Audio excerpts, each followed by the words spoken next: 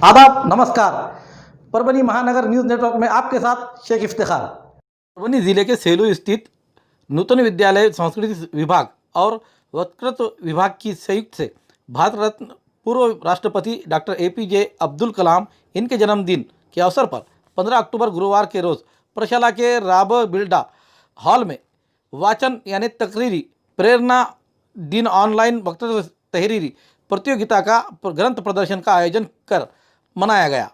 इस कार्यक्रम के अध्यक्ष प्रशाला के उप मुख्याध्यापक राम किशन मखमले तो प्रमुख वक्ता के तौर पर किरण देशपांडे, मंच पर परिवेशक के तौर पर रघुनाथ सोनेकर, ज्येष्ठ शिक्षक परशुराम कपाटे, ग्रंथपाल बालासाहब नीरस आदि हाजिर थे।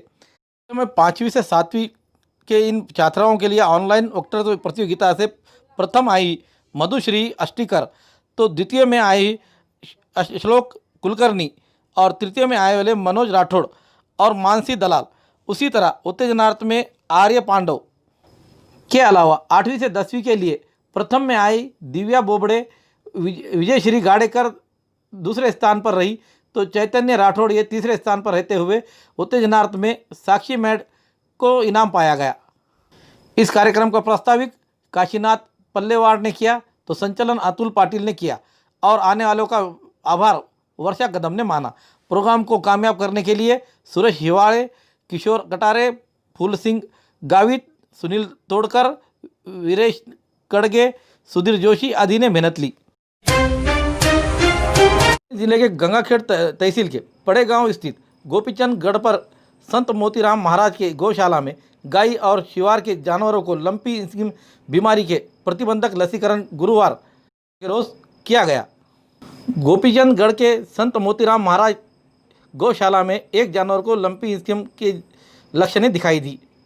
यहाँ के किसान मुकुंद बोबड़े ने इस जानवरों की फोटो निकालकर गंगाखेड़ स्थित पशु वैद्यकीय दवाखाने में सहायक पशुधन आयुक्त डॉक्टर अली इनको बताया।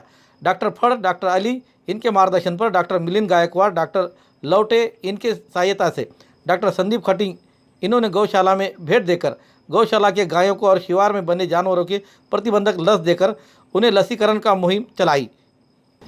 इस समय इस इलाके के किसान सोनबा बोबड़े, संभाजी बोबड़े, दिगंबर बोबड़े इन्होंने मेहनत ली। सकाराम बोबड़े पड़े गाँव कर इन्होंने गौशाला के जानवरों के लसीकरण करने के उपरांत डॉक्टरों का आभार माना। Subscribe now and press the bell icon. Never miss an update. कुछ महीने पहले अमृत जल योजना का प्रारंभ हुआ। समूचे देश में विविध जगहों पर विविध जिले में नए नल कनेक्शन लेने के लिए नागरिक बेताब थे। उसी दरमियान मनपा ने कनेक्शन फीस बढ़ाई। उस पर नगर सेवक सचिन देशमुख ने एतराज जताते हुए फीस कम करने की विनती की। इसी दरमियान इस बढ़ते हुए फीस को लेकर परभनी में आंदोलन भी हुए। इस वजह से 8,000 रकम की कम करते हुए 3700 रुपये प्रति कनेक्शन निश्चित किया गया। कोरोना के इस माहौल में जनता के हाथों को कुछ काम नहीं होने के बावजूद नल का पानी मिलने की उम्मीद से फीस भरकर नए कनेक्शन लिए गए, लेकिन उसमें उनको ये तकलीफ थी कि रास्ते के दूसरे हिस्से से यानी रास्ता क्रॉस कर नए कनेक्शन लेने के लिए रास्ता फोड़ना पड़ता है। रास्ते की मरम्मत की फीस कनेक्शन धारक से मनपा वसूल कर रही है, लेकिन उन खड्डों की मरम्मत नहीं करने से रास्तों पर जगह जगह कनेक्शन के खड्डे हो जाने से शहर में हर जगह खड्डे ही खड्डे नजर आ रहे हैं। इन खड्डों के कारण यातायात में बाधाएं निर्माण हो रही है। शहर के कई नागरिकों को गर्दन और मनकों की तकलीफ दिखाई दे रही है। दरमियान इस बारे में हमारे संवाददाता मनपा आयुक्त देवीदास पवार से बात करने पर उन्होंने बताया कि परभनी शहर में 103 करोड़ रुपये मिले हुए हैं। उसी में 12 पानी की टाकियां हमने पूरे किए हैं। उसी के साथ 8,000 नए कनेक्शन दिए गए हैं। रोड डैमेज चार्ज के तौर पर 200 रुपये प्रति कनेक्शन लिए गए हैं। ये खड्डे जल्द से जल्द बुझाने की आश्वासन मनपा आयुक्त देवीदास पवार ने दिया है।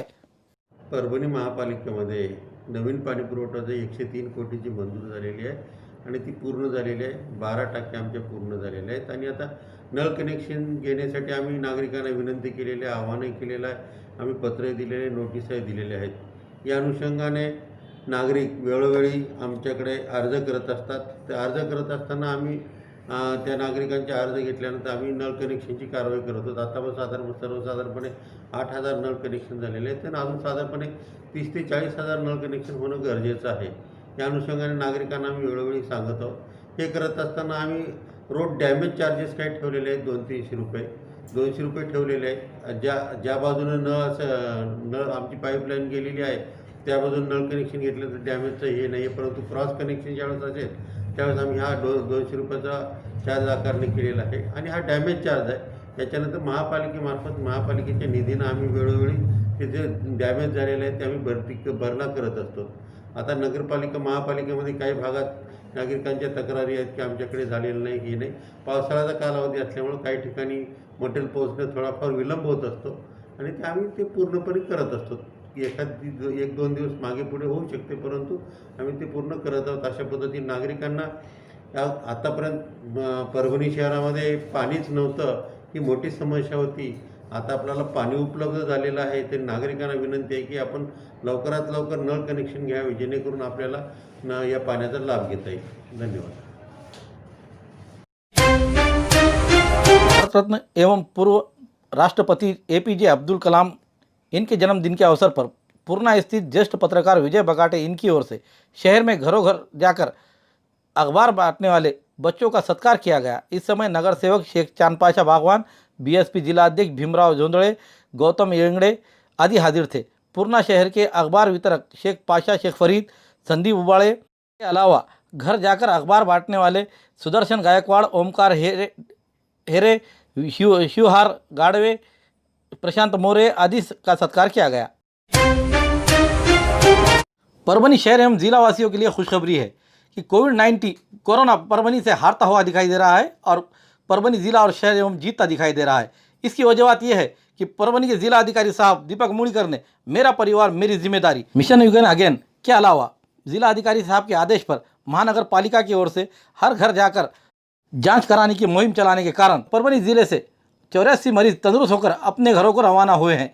आज जिले में सरकारी और खानगी अस्पतालों से टेस्ट के दौरान 29 पॉजिटिव मरीज पाए गए हैं। वहीं पर इलाज के दौरान आज एक भी मरीज की मौत नहीं हुई है। इसी के अलावा जिले में आज तक 6,198 पॉजिटिव मरीज पाए गए हैं, जिनमें से इलाज कर तंदुरुस्त होकर अपने घरों को रवाना हुए ऐसे मरीजों की संख्या 5,554 बताई गई है। अब तक 253 की मौत हुई है। आज के समय जिले में विविध अस्पतालों में 391 मरीज इलाज के लिए दाखिल है। ऐसी जानकारी जिला प्रशासन से प्रचित की गई कोविड-19 प्रेस नोट में बताई गई है।